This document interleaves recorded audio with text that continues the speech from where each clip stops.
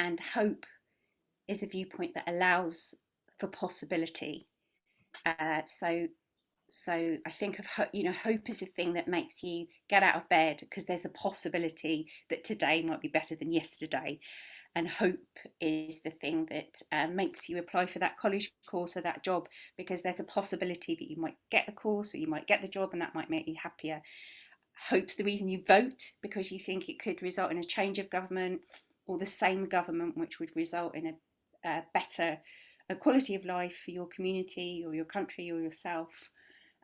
Hope's the reason we protest and march because we hope that there's a possibility of change. So hope is about possibility for me, but also hope is inextricably linked to action. It demands action, and hope without action for me is wishful thinking, which is also useful. Sometimes that's all we've got.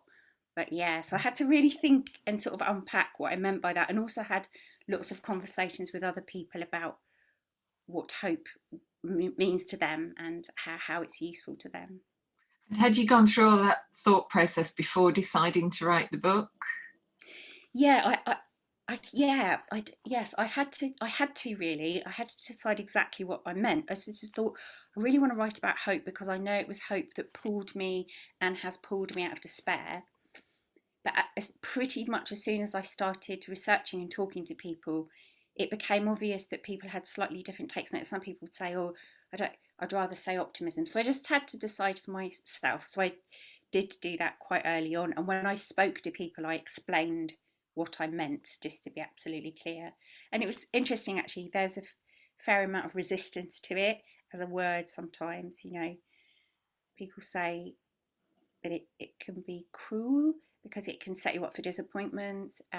So obviously there are positive and negative aspects to it, but I sort of believe that it provides us with a fuel to get back up. It helps us get back up on our feet. It was the last word out of Pandora's box, wasn't it, as well? Yeah, it's interesting. I sort of visited that old street because the first time I remember, funnily enough, Michelle, the first time I remember hearing about hope was I had a brilliant Sunday school teacher called Mrs. Hibditch. She was brilliant, lovely Greek lady, and she always smelled of coffee and cigarettes, which was really, really glamorous to me when I was little. And she told us loads of classic story, Greek classics, and she told us the story of Pandora, and it really stayed with me. And the way she told it was really useful, I think. And I came back to it when I wrote the book, that after all the other evils, Pandora opened Zeus gives Pandora this box, tells her not to open it. It's whispering. I mean, it's obvious where it's going. It's another story of a woman getting punished for being curious. But anyway, so Pandora does what any of us would have done, opens the box. Of course you do. It's a whispering box. And all the evils come out, as some of you will remember. And the last thing, as you said, nestling in the bottom is golden hope. And the way my Sunday school teacher told me was that, hope was really tiny and plucky and golden, this sort of little female heroine against all the terrible evils of the world. And that's all we had. That's all Pandora had to combat all of those things, but that was enough. Mm. So I think it's really powerful to think about that. And there's some really beautiful sort of artworks as well, where artists have sort of interpreted both of that moment when Pandora can no longer resist the temptation, but also the moment when hope is released into the world as this really bright, beautiful thing. This bright, beautiful thing that is both our defence and our sort of weapon to deal with despair and anger and rage and all of those other things. So it's really nice to go back to that story, actually. It's a useful touch point, I think. And people are always fascinated by the writing process, and obviously with a non-fiction book, there's research. Well, with fiction, there's often research as well. But Yeah. I just wondered if you could tell us a little bit about how you go about researching a book and what your writing process is. Yeah, thank you for asking. That's great. Yeah, I'm sure everybody has different ways of doing it, but I like to try and think of a sort of question, which is, and my basic question was, I wanted to identify people who it seemed to me used hope or worked with hope or even occupied a space of despair, but triumphantly, who had overcome challenges, who were community activists or nurses or people struggling with ill health. I wanted to actually sort of connect with and talk with people, and I wanted to make sure that it wasn't just people in England, that it wasn't just people in the UK, that as far as possible I would connect with people all over the world. So I guess the first task for me was to kind of make those connections, and I did that of a variety of old-fashioned ways by sort of researching in libraries and via googling people that done it well. For example, I'll tell you one example was during the period that I was writing, there were the terrible Australian bushfires in the Blue Mountains, which some of you will be aware of. And I was like, wow, how are those, that's such a despairing, awful situation. How are those people, how are they finding hope amongst all that? And I started reading a little bit of stuff online, and I found out the incredible acts of courage and bravery from the fireys, which is what they call the fire service, but also the communities. So then I went on Twitter. I use social media a lot to try and reach out to people. It's amazingly amazing if you sort of reach out with a sort of, can anybody talk to me, how receptive people are. And that way I actually ended up talking to a fiery who was tackling the blaze on one of his days off, and talked to him about hope and how hope had helped him and how he'd seen the forest regenerating very, very quickly after the fires. I spoke to the mayor, one of the local mayors, and so I was sort of, I guess it's a kind of, it's a bit like being a private detective or an investigative journalist, I suppose. Yeah, and the first thing I did as well, I thought, okay, what do I want to cover? What are the major sort of points in our lives, in our personal lives, in our wider communities and out in the world that challenge hope, And I wanted to be really brave about that and sort of walk towards my own fears as well. So I thought about personal despair and personal hope, how we deal with how hope can help us in the face of death and grief, how hope can help us look forward to the future. I wanted to sort of look at the challenges to do with climate change, racism, activism, everything. So I sort of wrote a list of all the things I wanted to cover and tried to cover them all, at least to introduce the idea of them all and how hope can help us in all those different areas.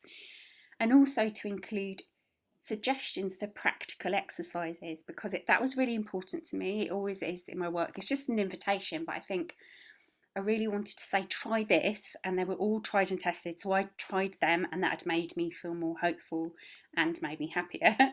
And there are sort of practical suggestions after each of the chapters. So they're all things that I researched and tested and tried out as well. And some of those were suggestions from my interviewees and people that I met as I was researching. So I wanted to connect it to this idea of action, of hope being connected to action. Yeah. Mm. And I know that you actually finished the first draft before COVID struck. I mean, it couldn't be a more appropriate book for our times, really. So did any of your ideas change because of the past year? Did they change your ideas about hope, about society, anything else? Yeah, I mean, it's incredible. So I had a curious, I'm not complaining, I'm very, very fortunate. So I'd had a curious sort of lockdown, because I'd kind of locked myself down before COVID in order to write the book. I filed my first draft on Valentine's Day, and I was about to start another project. I do projects with in sheltered housing associated with Royal Albert Hall. I literally went into one meeting, and then it was 2 weeks after that, there were rumours about COVID. We went back into lockdown, and I was slightly stunned. I was like, gosh, couldn't. I was stunned for all the reasons that we all were, but also I was like, wow, this seems like an extraordinary time to be considering hope in the midst of a global pandemic. So I talked to my publishers, and we discussed changes, because you have to respond to a global pandemic with regards to any sort of non-fiction, but particularly when you're talking about hope. But what surprised me was when I revisited, actually, and I know that was early days and we've come a long way since then, everything was still relevant and pertinent, and I didn't want it to be about COVID, even though I did make some changes, and I hope that I responded appropriately to what I knew was going on at the time.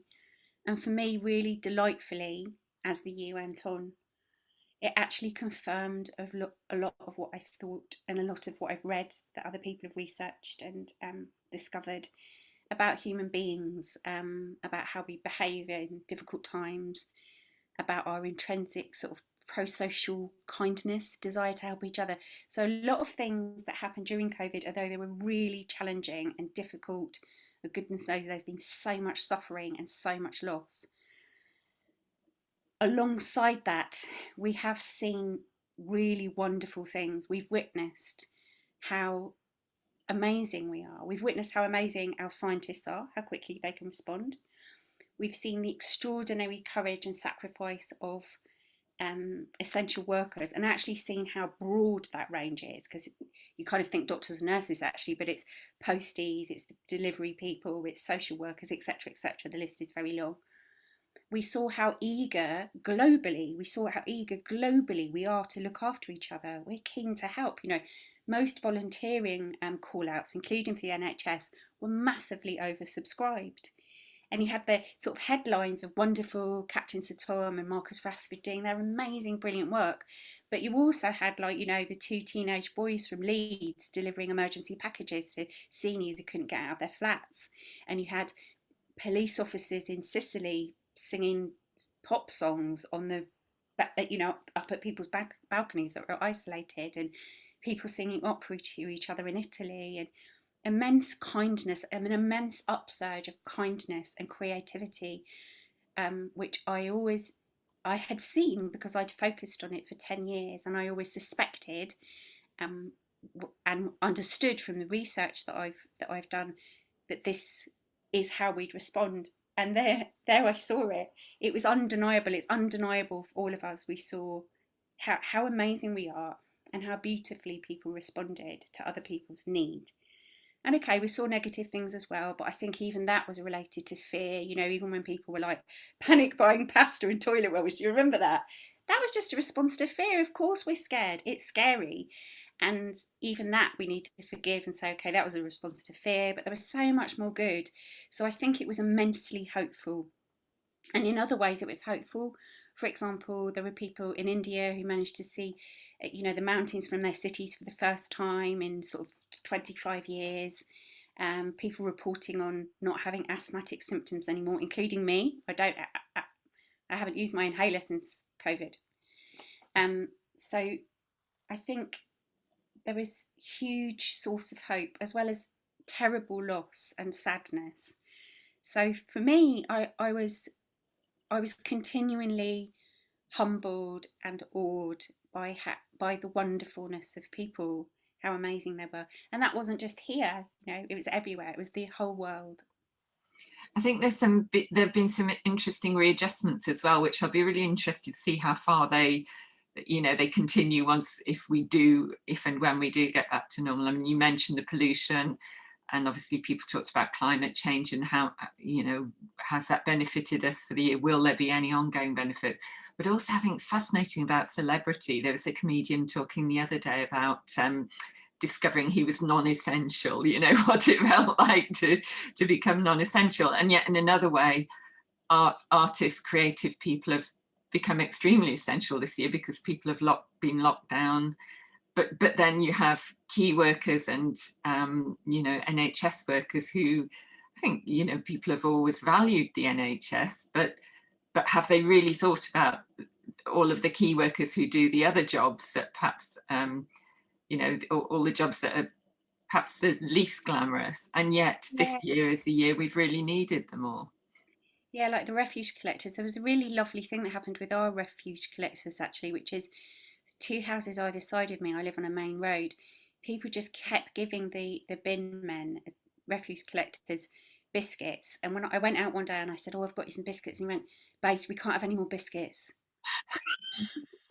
We've got so many biscuits." Yeah, I think that's lovely. And I wanted to speak a little bit into creativity actually, because for me it's really connected to hope and really connected to the COVID story. In that, one thing I think is really beautiful about COVID is that it's sort of it feels like it's democratized art and it's democratized creativity, because what's happened for not everybody, because some people have been run off their feet with caring, but some people have had the opportunity to be creative for the first time in a long time, or the first time ever. And not worried about being good, whatever that means, at something, or perfect at something, or expert, not worrying about that, just painting a funny face and sticking it in their window. You know, I love the way that our windows turned into art galleries. It's beautiful. And that our pavements turned into displays for poetry and jokes and funny things, and our railings turned into these sort of folk memorials. It was really beautiful. And so I think people have been able to enjoy creative expression, those that have been able to do it, enjoy it, and know what they can do. And actually, there's a separation as well between creation and celebrity. We don't really need celebrity, and I'm sure some people that are famous probably don't even want it. It's just like a side, it's funny, like a symptom of success. But creativity we do need. Creativity provides us with comfort and solace and expression, and it can help express really difficult things, and can return us to hope as well. Because I know that sometimes when I felt dreadful, I had challenges like everyone has had during this time. Sometimes I just draw. I'm not a brilliant drawer, but it was fine. You know, I just drew and kept myself busy and tried to drawing daffodils and just kind of getting into the flow. And the reason it made me feel hopeful, I thought, wow, I can do this really simple thing. It only takes 10 minutes. I can just use the crayons that I've had forever and this pad of paper that I've got, and for this short time feel peaceful and relaxed. So those things bring us back to a personal kind of hope as well, those sort of simple creative acts. Mm. Some people have done amazing things, like learn how to do woodcraft and macrame, and amazing. Lots of DIY and gardening as well from some people, you know. So I want to move on and talk about children, because you write in the book about the positivity bias of children. And I wondered if you could explain what that means, and then tell us a little bit about what you actually discovered. Yeah, no, thanks for asking that. It was interesting. So this began, I might read a little bit from the book actually, it's quite interesting. So this began for me because I interviewed a really wonderful artist called Marion Duggan, and she works for an organisation called Clowns Without Borders. And Clowns Without Borders is it's kind of exactly what it sounds. It's a bunch of sort of entertainers who volunteer at refugee camps, Calais in Greece. And it's a non-verbal form of entertainment. It's funny for the kids, and it's fantastic. And it was really interesting talking to Marion and sort of connecting with Clowns Without Borders, because she said to me that the thing that struck her that was really extraordinary is even in the camps that the children found a way of experiencing joy and play, and they'd find anything to play. They were finding like tent poles and just making them into magic wands and playing with them and having fun, and that she found that both sort of sad but also incredibly encouraging. And I was like, that's amazing. I can't imagine like I can't imagine how I would find joy in that circumstance. And what is that? And why don't we have it? So I sort of started to dig into that a little bit more. You know, it's absolutely beautiful what Marion told me. So I'm just going to read a little bit from the book so I don't paraphrase. um, so as I looked into the possibilities, I came across the work of Janet J. Bozowski, an associate professor of psychology at the University of North Carolina.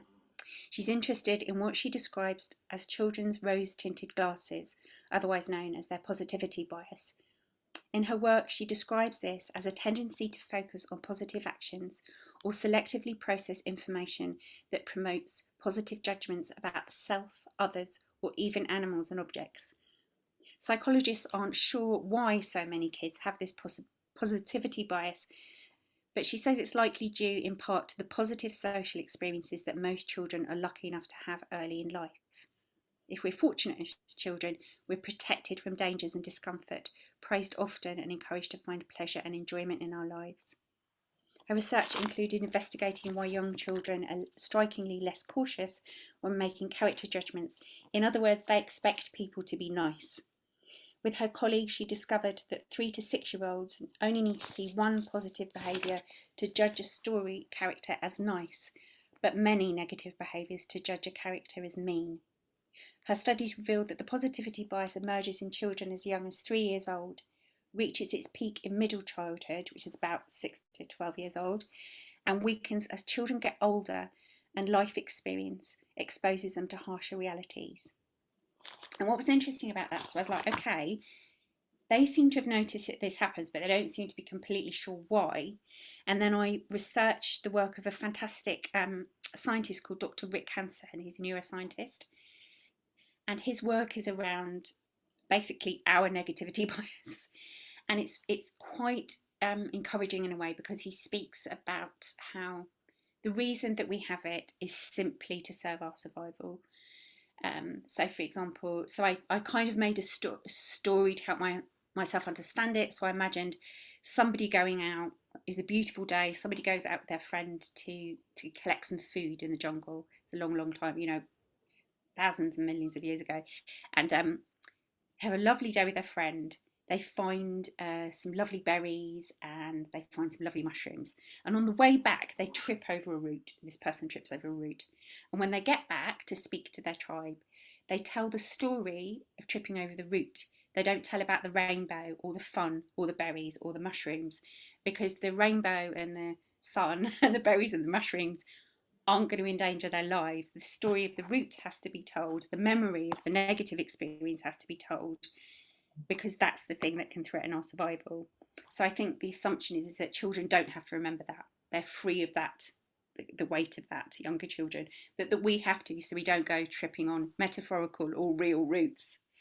Only he talks very helpfully about how that doesn't always serve us now, because we're not in constant danger for our life, and most of us aren't going to die from a minor injury. And so what I learned from him and from learning and researching and learning about his research is that you can actually retrain your brain to have something approaching a childhood sort of positivity bias. And I do practice it, and it does work, and it's really simple. You just, when something wonderful happens, you just allow yourself to enjoy it. It's really as simple as that. And sit with it and enjoy it and say, that was really nice. That person got up and gave me their seat and smiled, and that was really lovely. And then if you stay with it, it transfers itself to a space in your memory which is easier to retain. And I really like that, because I was thinking about how, if you have a day out, remember those, you have a day in, and at the end of the day, the chances are you'll probably remember the fact that you stubbed your toe or you made a really bad cup of tea, but you might not remember the fact that you saw, a murmuration of starlings, or you saw the lights in the puddles on the road. And so it's training yourself by just allowing yourself to be in that beautiful moment, in that moment of positivity, to store up those positive things, and you can regain some of that rose tinted worldview that children have, which I thought was really beautiful. It's very practical, it's really simple, and it does work. That sounds wonderful. And I think we could Yeah. apply that to all areas of life, because I know whenever we run the festival every year, you might get so many things that go right, and then all you remember is, oh, the sound didn't quite work on that event, or it was a bit cold in the room and someone complained, or something like that. And it's really important to focus and remember all the things that went right, and not just focus on the ones that don't. Absolutely, and I think you can do it as a daily. It doesn't have to be a big deal, but I think as a daily practice, you can just say to yourself, what was I glad about today? What went right? Because this sort of what went wrong, what am I sad about? That will take care of itself, right? We do that anyway. So I think just saying, what am I glad about? What went right? And also noticing the days that that's tough, because some days that's really tough, and the best you can hope for is that you had a nice warm shower. That might be the best that's happened that day, but it's not nothing, huh? It's not nothing. So it's a really nice way to. It's a really nice exercise to do before you go to sleep. I think, as somebody who experiences anxiety and insomnia, it's really helped me actually sort of ease some of that. I just say, what am I glad about? What went right? It's a really lovely thing to think, and actually, often there's quite a list. and you get better at it. And you also learn to appreciate their small things. And I think COVID's taught us this as well. They don't have to be, oh, I smashed it today, I earned £10,000. Not that I've ever earned that in a day. You know, I won the lottery. Oh, I won a beauty pageant. I don't know where these examples come from. They don't have to be massive things. It can be a little thing like I had a really nice conversation with Michelle, or I found a lovely I found my favourite herbal tea in the supermarket. It can be as simple as that. Those are the things that make our lives beautiful, really, aren't they? Mm. Yeah, yeah, the little things.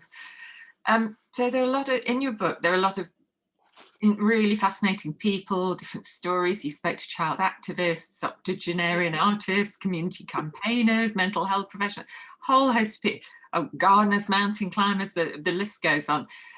So can you pick out for me and the audience one of your favourite interviewees or stories? Yeah, thank you for listening like that. Yeah, I tried to make it really varied. So literally from very young 10-year-old climate change activist to um, an octogenarian cabaret artist and everything in between, and people from all over the world. But and so it's hard to choose. But I wanted to read you this. I wanted to read you this because it's kind of a lesser known story. I don't think anyone will have heard this, and I think sort of relevant to now. So I just read it out of the book. Ian Tootle. Ian Tootle was introduced to me by a mutual friend. Ian had been diagnosed with bowel cancer in 2015 and against all the odds had beaten it. A very short while after we first met, it came back, and Ian was told that he only had a few months to live. Unsurprisingly, he was devastated by the news.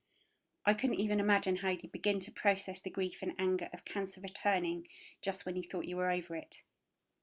The next thing I heard, Ian was planning on climbing Mount Everest to try to become the first person with cancer to reach the summit and raise a lot of money for Macmillan Cancer Support. Like many others, I helped as much and as often as I could, and the pledges came flooding in. I spoke to Ian just before he left. He'd faced a lot of hurdles before he'd even begun, organising insurance, assembling an experienced team who would have the courage to climb with a terminally ill man, as no one climbs Everest alone, speaking with health professionals to give himself the best chance of making it. Ian told me that the preparations and the fundraising had pulled him through his darkest days. It gave me a purpose, and that always helps, just having something to focus on that keeps you going, so I didn't have to think about being ill all the time. And then he was off. I had daily updates on Ian's progress. I heard how the storms got so bad that some team members retired, that Ian's tent got destroyed, but he persevered. And on the 5th of June 2017, he reached the summit, planting a Sheffield United flag in the snow, despite being a lifelong fan of their rival Sheffield Wednesday, because a friend had promised to donate £1,000 if he did so. At Ian's funeral, many people spoke about how much he'd inspired them and given them hope that it was possible to achieve anything if you persevered. And on the anniversary of his climb, a group of his friends scattered his ashes on Ben Nevis. I'm so glad I knew Ian, even for a short while. I still think about him in an Everest climb whenever I feel a bit defeated, and I remember what he said about the power of finding a purpose. As he told me, his strength was bolstered by the encouragement he received from friends and supporters, and because he had a single, definite and tangible aim. Ian had no hope of getting better, but he did have hope that he'd make it to the summit. Yeah, there's a little bit more about that. It's a pretty extraordinary story. I don't know if there's any Sheffield United or Sheffield Wednesday fans here, but I love it for that. And I spoke to him a bit afterwards, and he was like, you know, not everyone can climb Everest, but everybody has an Everest. Even if you're not terminally ill, everybody has a thing that they can do which will provide them with purpose to get them through difficult times. And that thing again can be as small or as grand as you want it to be. So I loved that he said that everyone has an Everest. I thought it was really amazing. A lovely phrase. You can imagine that's a book title. Yeah. An incredible person. I wanted to ask you about Martin Lewis, the former BBC News anchor, because Yeah. you write in your book about the aspect of hope, one aspect of hope is how we consume news, how we look at news. You know, I mean, there's always that joke about and now for something right at the end of the news bulletin, something positive after all disasters, floods and death and wars. But I just wondered if you could tell us a bit about connecting with positive news, and how do we manage to, how can we stay informed, particularly at the moment, without sinking into despair, which I'm sure we all feel sometimes watching the Yeah. headlines. Honestly, I think thank you. It's a really important, it's absolutely essential that this is sorted out. In terms of sort of keeping your hope burning and keeping happy and in positive mental health, it's essential to sort out your news consumption, I think. So I was lucky enough to meet Martin Lewis at Conway Hall. I'm just going to read a little bit because again it's his words. So he promotes solutions-driven journalism, which encourages a more hope-filled media landscape. He's been promoting it since 1993. I first heard Martin speak when I was invited to an event hosted by my friends Action for Happiness at Conway Hall in 2015. And it's no exaggeration to say that this single evening changed forever the way I engage with news. And Martin's talk helped me to recover hope when it was waning. He said, the main criteria for commissioning stories should not be the degree of violence, death, conflict, failure, or disaster that they encompass, but the extent to which those stories shape or change, or have the potential to shape or change the country or the world in which we live, so that people are kept fully aware of the changes which offer hope, even when at first glance the main issue might be a negative one. In his talk, he spoke about how he understands why many journalists focus on the stories of young people being rioters, vandals, muggers, or looters, but he doesn't understand why there's no parallel reporting of young people serving their communities in positive ways. He cited a beautiful example of the young people who set up a community radio station in North Lambeth, with local police reporting that since they went on air, youth crime had stopped completely, 100% stopped. Yet, as he said, not a single national media journalist thought that worth reporting. Since Martin Lewis's initial appeal for reconsidering the way news is presented, for which he got a lot of resistance, things have begun to transform for the better. So there's loads and loads, there's big, massive shifts, and another shift since COVID. So there's loads of, there's a list actually of sort of positive news sources in the back of the book, and I'm also happy to send it to anyone. For me, I wanted to find a sort of middle ground. I didn't want to completely ignore what was going on because I thought I felt a duty and also a desire to know what was going on. It's really important, but I didn't want to be so led to despair by it. I just didn't bother doing anything. So I think it's worth deciding how much you can take. I limit the amount of time. I don't watch 24-hour rolling news because, you know, if you do that, you're like kind of, the news starts to go on a loop anyway, and you're hearing the same story again and again. So decide when you're going to watch the news and for how long for, and that's one thing. If that particular day you can't even take that, just don't watch it. Nothing's going to change if you just stop for a day. But there's loads of positive news to engage with, and that doesn't mean the cute cat story in the and finally that you brilliantly referred to, Michelle, which is that's lovely, the cat story. Like, everybody loves a funny cat story, of course, but positive news isn't just that. It's solutions driven journalism, which is about, this is an issue, but this is who's doing something about it, or this is an issue or a challenge, this is what you can do about it. It's an invitation or a presentation of solutions, and there's loads of amazing.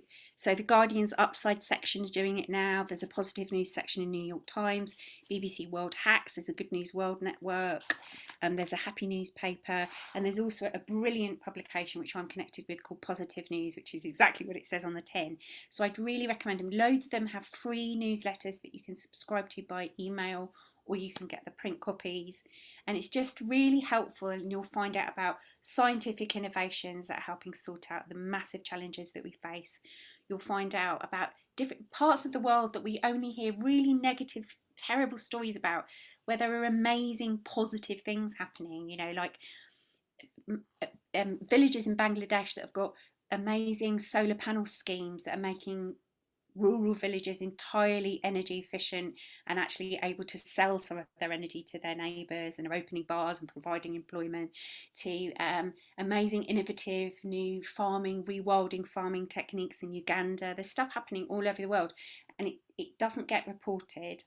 I'm not making a judgment on why it doesn't, but it doesn't. But it's out there, and it's really not that hard to find, and it makes such a difference, because instead of thinking, oh God, the world's going to rack and ruin, which can immobilise us, it just fixes us into, fear, flight, or freeze. We don't do anything, or we just stay away from the news, and there's danger in that we don't know what's going on in the world. There's loads of amazing things, I promise you. There are also cats doing really funny things, of course.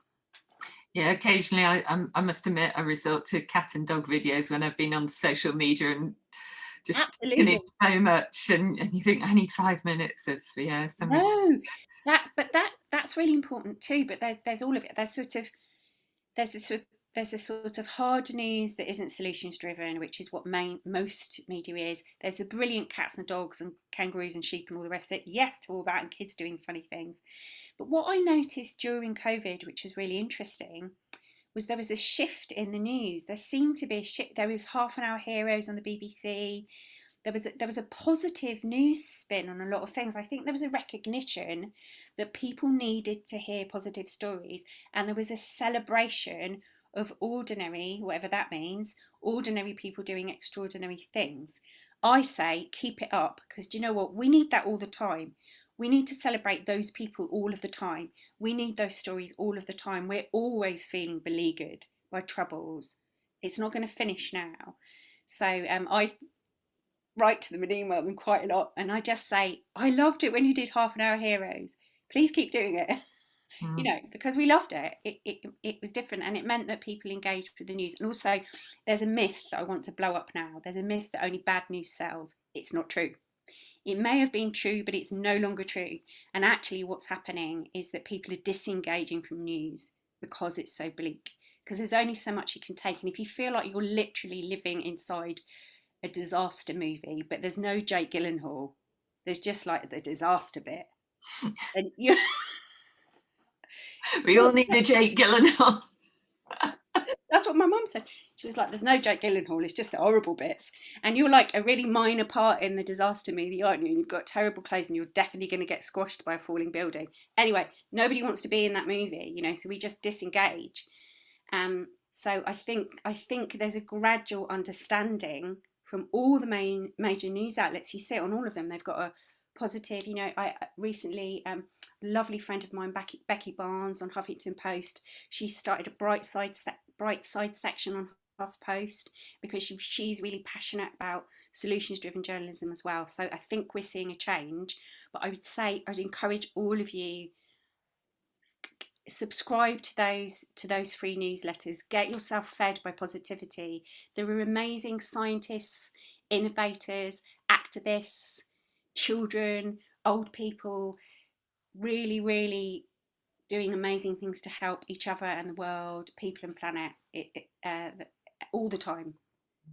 Anything you can possibly think of that's worrying you, that you're scared of, I would say there's someone trying to fix it. Well, on that point, we've been getting a few questions into the Q&A box here. So one of the attendees has said, are there any situations in which you think that hope really can't help us, a sort of hopeless or false hope situations? Oh yeah, that's a good. Is it okay if I speak, or do you want me to type? No, Oh, speak, yes, speak. sorry. Yeah. I think this actually, that's a really interesting question, because COVID made me think about this, because it placed us in the present. It was difficult to hope. For example, let's say, oh, I hope I'll get to Lanzarote next month, because we couldn't. So that might sort of provide a false hope. So I think that it's worth recognising sometimes that the best you can hope for is the moment that you're in to be the best can be. So that's what I say in relation to that. I think when things are uncertain and you don't know, then the best thing to do is to try and make the best of the moment that you're in, if that makes sense. And I think I've learned that from COVID. It's like, I can hope that there's a vaccine. You know, this is last year. I hope that the scientists discovered a vaccine in 3 months, but I can't do anything to support that. So actually, the best thing I can do is hope that tomorrow I get to do a bit of weeding. Hope that tomorrow I get to speak to my mum and do WhatsApp or FaceTime with my nephew. So I think sometimes it's about managing hope, and placing it in the present rather than far in the future, especially at times when the future is uncertain. Yeah, and I think that's been very relevant to any of us who plan things, because normally, you know, we have quite regimented year of what Yeah. we do, and we've had to kind of be more agile and flexible and say, well, okay, we don't know what the situation will be, so let's just kind of plan as far as we can, but roll with it a bit more. And I think that can be quite a good approach at times. Yeah. Mm. Yeah. Okay, we'll move on to another question. So Sally Brown says, does Bernadette think that we learn to be a glass full person through our experiences in life, or are we born like that? She says she lives with a glass half full partner. Her daughter is glass full. She's glass half empty, and her son tends towards glass empty, all in one family. It reminds me, I heard Jackie Mason say once, "Yeah, I'm lucky I've got a glass," which really made me laugh. I think we probably decide in order to keep ourselves safe. So I can really understand a friend of mine. It's in the book actually. A friend of mine sort of said, you know, I prefer to be pessimistic because then I can't be hurt by disappointment. So I get that. I think you sort of decide. I think you make a decision, whether that's subconscious or not, and I think you can change. I'm always, I don't know about people. It's a bit like it's a bit like cynics. I kind of think, okay, if you're cynical, you're missing out on the possibility that things could be amazing. You're not allowing yourself to think that things could be amazing, so you're missing out on something. But I guess you're protecting yourself. So I think I would say it's maybe an audacious thing to say, but I would say you choose rather than you learn. I think you choose whether to be that or not. But of course, you're affected by your experiences in life. And if you've experienced disappointment and pain, then it makes sense to say, do you know what? I'm going to decide things are going to be rubbish, because then if they turn out good, it's great and it's fine. I think you just have to think, is this attitude of glass half full diminishing my potential for joy? And if it's not, that's fine. I think go with it. But it's good to ask yourself that honestly. I check in with myself. I'm like, am I being cynical about this? Am I being pessimistic? Is that diminishing my possibility, my potential for happiness in the moment and in the future? For me, that's usually yes. So I go, do you know what? I'm gonna, I'm gonna, I'm gonna be hopeful about this. I'm gonna hope for this, and I'm gonna do this to get it. That might be different. It's amazing. You've all got different glasses. Yeah. Someone else has asked if you can suggest some tips for helping us, as well as recommendations we can make to our friends and family to increase our experience of hope. Have you got 3 top tips? Well, so sort of personally, I've got some. So I've had and have very bad anxiety, which actually sort of really affects being hopeful. Partly because it affects my sleep. So, and everyone will know when you haven't enough sleep, it's hard to not be despairing. I've literally got what I think of as my little Pandora's box, and in it I keep things that make me feel hopeful and return me to sort of joy. So I've got a box and it has physical things in it. So it has things that remind me of things that make me feel hopeful. One of the things I've got in is an acorn, because I think nature and the sort of regenerative nature of nature always makes me feel hopeful. So I'd say make a little box and keep inside it, because it's quite creative, nice thing to do. Things that make you feel hopeful. Secondly, I would say is a really simple thing. Notice something beautiful every day. Beauty is an incredibly powerful source of hope. Um, I think, I don't know if anyone's read it, but Viktor Frankl's beautiful book, Man's Search for Meaning, which is very affecting. He's a psychotherapist who experienced um, being in Auschwitz during the Holocaust, and he speaks a lot about how hope actually helped people to survive, and those that goodness knows what it must have been like holding on to hope in those circumstances, but those that didn't hold on to hope had no chance of surviving. And he tells a beautiful story about somebody noticing out of the cracked bit of a dirty window a tiny bit plant which was beautiful. I think beauty, noticing beauty every day, challenging yourself to notice it, and it's really hard sometimes, can return you to hope, definitely. And end every day with what was I glad about? What was I glad about? Just really, really simple things. Earlier on, I mentioned social media, and we've got a question about that, Yeah, which I think is a good one to yeah, look at. that's a great question. So, does it make it even more difficult to avoid all the negativity in the world, do you think? Yeah. So I am absolutely ruthless with social media. I understand that some people use social media to express anxiety and anger, but I do not engage with that on social media at all, because I don't, for me, it's not an appropriate place to get into those conversations. So I only follow positive accounts or interesting accounts or accounts that I can learn from, and I block all the others. I just don't engage.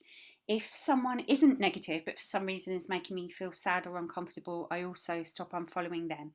So it's about saying, what can I use social media for? Actually, I want to see funny videos of dogs. I want to keep in touch with my auntie and my friend from school. So be ruthless about it. I think we can feel like we're serving social media. Let it work for you, engage with the things that interest you, that you find stimulating, inspiring, that bring you to hope, that make you laugh, that are fun and informative, and get rid of everything else. I'd be really ruthless about it. I am ruthless. A very good tip. We've got quite a few more questions, but I will talk to you as well about your Manifesto of Hope before the Yeah, I've just seen Cat Lum. Hi, Cat Lum. I will do. I will send you good news. I will do. Yeah. Oh, right, yes. Bernadette is asking, sorry, Kat is asking if Bernadette can provide some links for the good news cycles. Yeah, if you send those to me, I'll make sure everyone gets those. Definitely will. And there's also quite a lot that post on Facebook and on Twitter, not a little bit on Instagram, so you can connect in various ways. But thank you. That's good. Okay. Beatrice says, I love that you mentioned positive news. I found that site when I couldn't take normal news anymore, and that's a high point of my week. But yeah, it's been mine too. Absolutely, really great. Charles has asked about oxytocin. Yeah, I did. The kindness hormone, Charles. I did look into it. Yeah, actually, right back in 2011 when I first started practicing kindness. So I I connected with Dr. David Hamilton, who I first learned about oxytocin from. So oxytocin is this sort of feel good kindness hormone. That, along with serotonin and dopamine, all those sort of feel good holy trinity of positive hormones that give us back. Oxytocin is amazing as well because it protects your heart. So I always think something about doing something from the goodness of your heart, protecting your heart. There's something really poetic about that. So thank you for reminding me of oxytocin, Charles. It's good. So just one final question. Interesting talk from Mary Wally. I see many parallels in what you say in the Christian faith, and she wondered if that was the case with you. Yeah. Thank you for asking that. Yes, I do. So again, right at the beginning when I started researching kindness and connected to this, I spoke to people from many faiths. So a friend of mine is a vicar, and I also have a friend that's a rabbi, and I spoke to people from lots of different faiths because I think all of the world's major religions actually engage with and encourage hope and kindness and compassion. And I think those really positive, beautiful things about faith, whether you have any faith or whether you have none or whatever your faith is, it's really brilliant for us to be able to celebrate those things. I think often the conversations around many religions are sort of negative focused again, and it's like let's celebrate what's great. Is that lots of Christians and Muslims and Sikhs and all kinds of different religions actually celebrate and promote, as you say, as you suggest, kindness, hope, compassion. So yeah, I do. And my Sunday school teacher did introduce me to hope, as I said. So. Okay, well, I'm going to ask you about the Manifesto of Hope, but my colleague is also going to post in the chat box a link to a survey for the event, which I will email everyone tomorrow with that link, with where to buy books, because we support Read Bookshop and Fox Lane Books, which are our local independents. And we, you know, if you're going to buy a book, which we very much hope you will, then it would be great if you could support them. In fact, that's gone in the chat as well, so that's great. But yes, if you could just answer a quick survey, click onto the link either now or when you get it by email, that would be really helpful for us as well. So you're collecting ideas for something called your Manifesto of Hope, and you'd like people to contribute to this. So Yeah. again, I can send around information, but do you want to just explain what it's about? Yeah, so there's a little manifesto of hope in the back of the book, and I've just started to talk to people actually when I've been doing some talks and events, because I would like to sort of produce a kind of poster, a sort of A3 poster called a Manifesto of Hope, which is a crowdsourced ideas about what hope is. So if you would like to contribute to that, you can just type in the chat box what makes you feel hopeful, and how you maintain hope, and or what hope is good for, how it helps you. And so do feel free to contribute to that if you'd like to, and I'll try and keep hold of the chat box, and I'll let everybody know how I get on with the Okay, well, while people are typing that in, I'll just ask you another question to give them a little bit of time to think about that. But equally, if you, I mean, would you be willing to provide an email address that people can send that to, or yeah, of course. yeah, okay.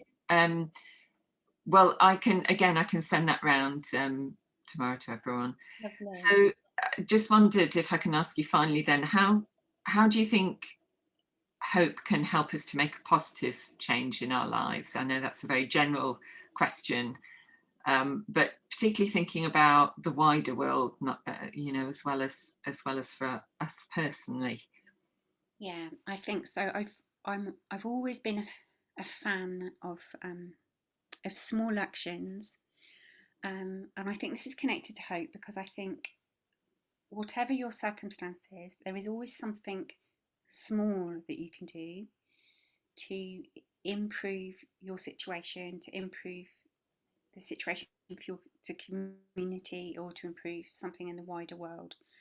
You can always have hope that there's something small that you can do, and cumulatively, it's smaller actions that contribute to sort of changing the world. I love that story actually of you've probably all heard it, but there's a man walking along a beach, and there's hundreds and hundreds and thousands of starfish washed up on the beach, and in the distance he sees a little girl, and he sees her pick up one of the starfish and throw it into the sea, and he's like, what's she doing that for? That's weird. And he walks over to her and he said, it's very sweet what you're doing, like saving that starfish that's washed up, but you know, there are like hundreds of thousands of starfish on the beach, so what difference is that going to make? And she looks at him, picks up another starfish, throws it into the sea, and says, well, it made a difference to that one.